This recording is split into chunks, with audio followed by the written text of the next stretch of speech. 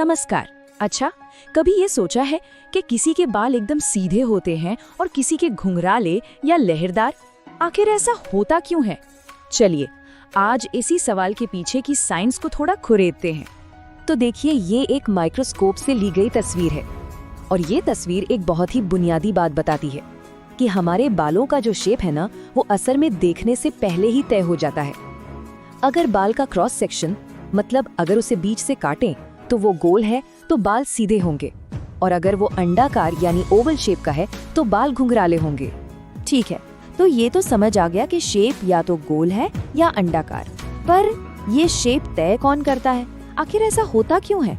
चलिए इसी पहेली को सुलझाते हैं। तो इस सवाल का जवाब हमारी स्किन के ठीक नीचे बालों की जड़ों में छिपा है। वहीं से इसकी शुरुआत होती है और वो किरदार है हेयर फॉलिकल। ये आप समझिए एक छोटा सा टनल जैसा स्ट्रक्चर है जो हमारी स्किन के अंदर होता है, और इसी टनल से हमारे बाल उगना शुरू होते हैं। अब देखिए, बात बड़ी सीधी है। अगर फॉलिकल यानी वो टनल एकदम सीधा है तो उससे निकलने वाला बाल भी सीधा होगा और उसका क्रॉस सेक्शन गोल। लेकिन अगर फॉलिकल ही एस शेप का यानी थोड़ा घुमावदार है तो बाल भी घुंघराला निकलेगा और उसका क्रॉस सेक्शन अंडाकार होगा। सिंपल है ना? और मजे की बात यह है कि ये कोई टेम्पररी चीज नहीं है।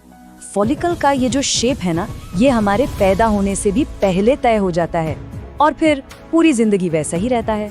ओके, तो ये तो पता चल गया कि फॉलिकल का शेप ही सब कुछ है, पर एक घुमावदार फॉलिकल आखिर बाल को घुमाता कैसे है? मतलब अंदर ऐसा क्या होता है? ये है पहेली का दूसरा हिस्सा, एक अनबैलेंस्ड ग्रोथ। सवाल यही है कि एक कर्व्ड फॉलिकल से कर्ल बनता कैसे है? क्या है इसके पीछे का मैकेनिज्म? चलिए इस प्रोसेस को स्टेप बाय स्टेप समझते हैं। देखिए, फॉलिकल के बेस पर सेल्स डिवाइड होते हैं, मतलब नए सेल्स बनते हैं। अब एक घुमावदार फॉलिकल में क्या होता है कि ये सेल्स और प्रोटीन एक तरफ ज्यादा बनते हैं, दूसरी तरफ कम, मतलब ग्रोथ बराबर नहीं होती। इसी अनबैलेंस्ड ग्रोथ की वजह से हेयर फाइबर एक तरफ से ज्यादा बढ़ता है और उसका शेप अंडाकार हो जाता है। और फिजिक्स का सिंपल नियम है, कोई भी चपटी चीज जैसे रिबन जब आगे बढ़ती है तो वो नेचुरली घूमती है, कर्ल होती है। बालों के साथ भी बिल्कुल यही होता है। और इन तस्वीरों में ये फर्क बिल्कुल साफ देखा जा सकता है। एक तरफ है सिमेट्रिकल ग्रोथ यानी बराबर ग्रोथ वाला सीधा बाल जिसकी सतह गोल है, और दूसरी तरफ है वो अंडाकार क्रॉस सेक्शन जो अनबैलेंस्ड ग्रोथ की वजह से बनता है, और यही कर्ल्स की वजह है। तो ठीक है, फॉलिकल का शेप, उसके अंदर की अनबैलेंस्ड ग्रोथ, ये सब तो समझ आ गया, पर इन सब के पीछे का असली कंट्रोल किसके हाथ में है?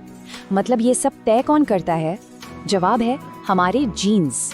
मतलब फॉलिकल का शेप कैसा होगा और सेल्स की ग्रोथ कैसी होगी, ये सारी बातें, ये सारे इंस्ट्रक्शंस हमारे जीन्स में पहले से लिखे हुए हैं। ये पूरा खेल जेनेटिक्स का है। और साइंटिस्ट ने कुछ संदिग्ध जीन्स की पहचान भी की है। जैसे एक है TCH जीन।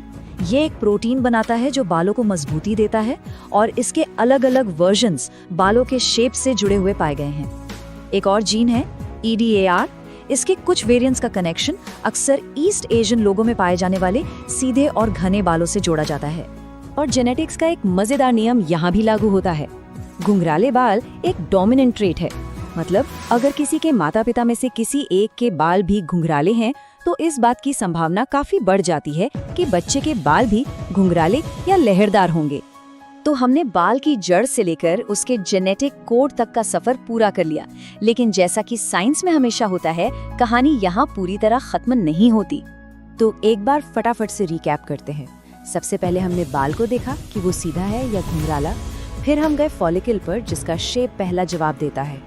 उसके बाद हमने सेल्स की अनबैलेंस्ड ग्रोथ को समझा जो कर्ल बनाती है, और आखिर में हम पहुंचे जीन्स तक जो इस पूरे खेल का ब्लूप्रिंट है। तो हम ये तो समझ गए हैं कि मोटे तौर पर बाल घुंघराले क्यों होते हैं, लेकिन दुनिया में जितने तरह के कर्ल्स, वेव्स और ट्विस्ट्स हैं, वो सब ठीक ठीक कैसे बनते हैं, इस पर साइंटिस्ट अभी भी रिसर्च कर रहे हैं। ये कहानी अभी पूरी नहीं हुई है। तो बालों की ये कहानी असल में हमारे जीन्स में लिखी है, और ये सोचना ही कितना कमाल का है कि हमारे DNA में ऐसी और न जाने कितनी कहानियां हैं जो बस पढ़े जाने का इंतजार कर रही हैं।